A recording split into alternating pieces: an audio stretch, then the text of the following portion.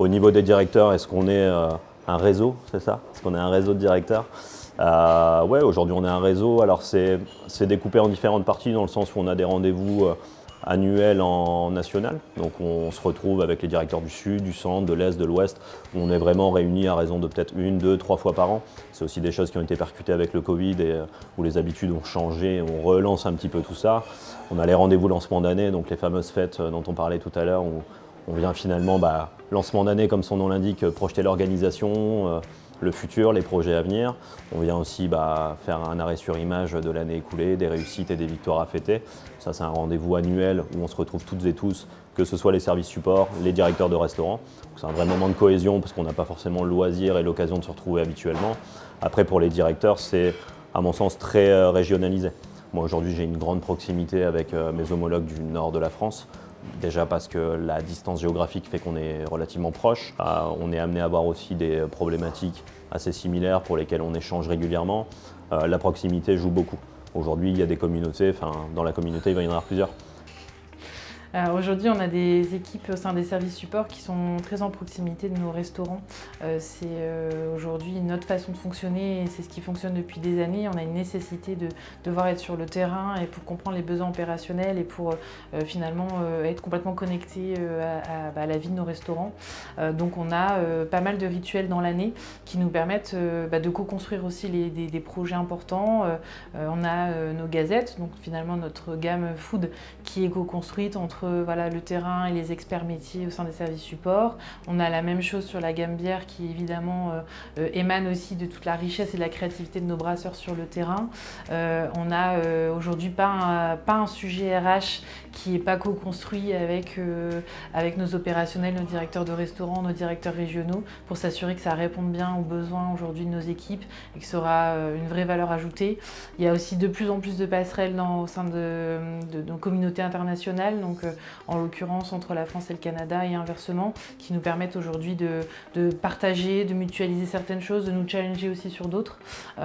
Et au sein même des expertises métiers, on a aujourd'hui une organisation assez transversale qui nous permet en fait de mener des projets, pas de manière silotée ou cloisonnée, mais bien finalement d'aller chercher tous les experts métiers dont on a besoin pour mener à bien le projet, ce qui permet en fait de créer presque des équipes dans les équipes et de faire finalement exploser les barrières de service plus classiques qu'on pourrait connaître dans d'autres entreprises. Et on a aussi forcément aussi des moments de vie et de convivialité entre aussi nos équipes de restaurants, indépendamment des services supports. Ils sont réunis aussi régulièrement dans l'année, qui leur permettent de faire un partage d'expérience, de parler de leur réussite, de leurs difficultés et finalement de aussi renforcer cette notion de communauté qui est hyper importante chez Trois Brasseurs. Depuis environ deux ans maintenant, au lieu que chaque pays travaille en silo, on travaille en transversalité. Pour moi, ce qui est important, c'est que le plan d'action marketing qu'on développe à chaque année, on le développe pour l'ensemble des pays. Et même le Brésil peut s'inspirer de ce qu'on fait justement pour pouvoir avoir une communication qui a un fil conducteur, comme je disais tout à l'heure. C'est sûr qu'il y a des particularités par marché. Même au Canada, il y a la langue en anglais pour l'Ontario, le français au Québec.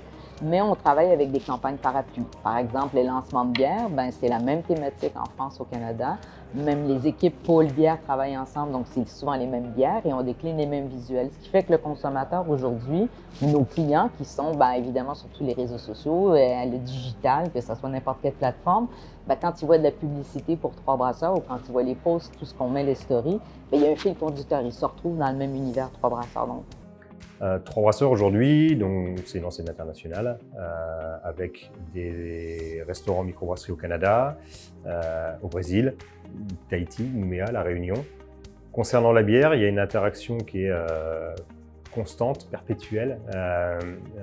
On est sur le même fonctionnement, quel que soit le pays dans le monde. Donc on est en échange continuel. Il y a vraiment des grosses spécificités par pays dont on tient compte évidemment culturellement. Évidemment on en tient compte, les clients n'attendent pas forcément la même chose. Concernant l'approvisionnement, c'est pareil, il y a des produits qu'on ne trouve pas partout dans le monde, donc on s'adapte. Par contre, je dirais que la bière, ça reste un langage universel, un produit, une boisson universelle, donc on parle de la même chose et quotidiennement avec nos brasseurs brésiliens, avec nos brasseurs canadiens, On travaille sur le même matériel. C'est la même, voilà, un brasseur en France pourrait demain, et c'est aussi une possibilité qu'on laisse, d'aller brasser ailleurs dans le monde. On a le brasseur de l'Ezen en ce moment qui est en remplacement à La Réunion, par exemple. Donc c'est plutôt sympa, et on a cette facilité d'aller brasser ailleurs parce qu'on est sur le même matériel. Donc c'est des échanges qui se font, et de la montée d'expertise, d'expérience, des retours d'expérience qui fait monter l'expertise globale. C'est vrai qu'il y a un aspect méconnu aujourd'hui, peut-être aux Trois Brasseurs, c'est cette présence internationale. En tout cas, potentiellement peu perceptible de nos clients et pas toujours de nos équipes. Et pourtant, il y a quand même aujourd'hui pas mal d'opportunités de passerelles qui nous permettent de faire vivre des expériences à l'international. On a aujourd'hui des profils de brasseurs, de directeurs de restaurants et d'autres qui sont partis vivre par exemple l'aventure canadienne. Et quand c'est comme ça, c'est voilà, des passages, des transferts qui se font de manière collaborative entre les deux pays, basés forcément sur de la relation de confiance aussi, sur de l'échange entre les différents managers, entre les services RH respectifs de chaque entité. Et finalement, on accompagne aussi ces projets-là, qui sont souvent aussi des projets de vie, comme d'ailleurs beaucoup de mobilité géographique aujourd'hui, même dans le réseau Trois Brasseurs France Pure. Mais le projet de vie peut s'accompagner du projet de carrière et inversement. Et on a aussi cette souplesse-là de pouvoir potentiellement aussi réaliser le rêve de certains de vivre une expérience à l'étranger hyper différente, hyper challengeante, et puis de revenir faire un coucou en France à un moment donné quand on est allé chercher ce qu'on avait à aller chercher. Donc ça, c'est des choses que l'on fait de plus en plus, sur lesquelles on communique relativement peu et qui pourtant sont un vrai plus aujourd'hui dans la façon dont on peut gérer sa carrière aux Trois Brasseurs.